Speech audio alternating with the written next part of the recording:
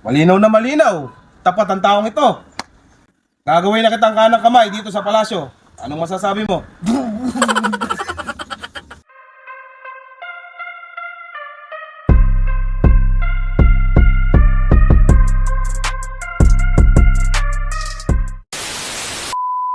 Ako ay mawawala sa loob ng 3 araw upang dumalo sa pulong ng mga hari ng mga hari. Ang gusto ko sa aking pagbalik ay maayos ang palasyo. Ngunit may isa akong habilin. Ang aking reyna ay madaling matukso. Maaring isa sa inyo ay kanyang tuksuhin. Ngunit nagtitiwala ko sa inyo na hindi nyo gagawin sa akin yun sapagkat kayo yung mga tapat.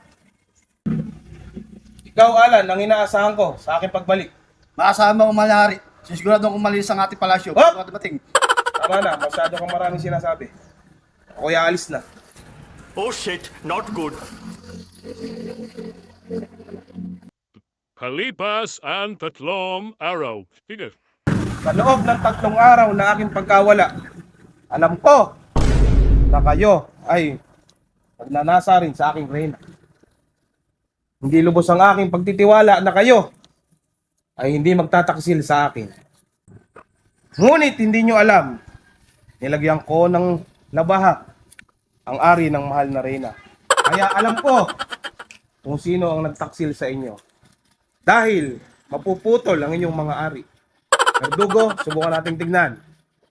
Itong taong to, kung talaga bang siya ay matapat sa kanyang tungkil. Hindi po, manari. Ibaran, taong to.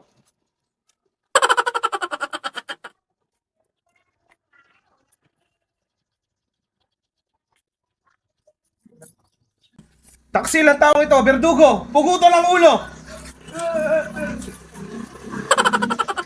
Sa tingin ko, alam mo na ang dapat gawin. Taksil ang taong ito, Verdugo! Patayin! Pugutan ang ulo!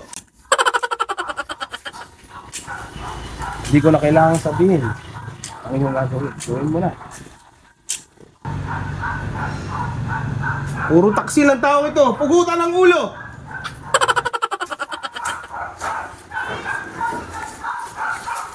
Alan, hindi ko na dapat sabihin ang dapat mong gawin.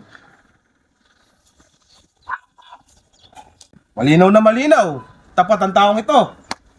Gagawin na kitang kanang kamay dito sa palasyo. Anong masasabi mo?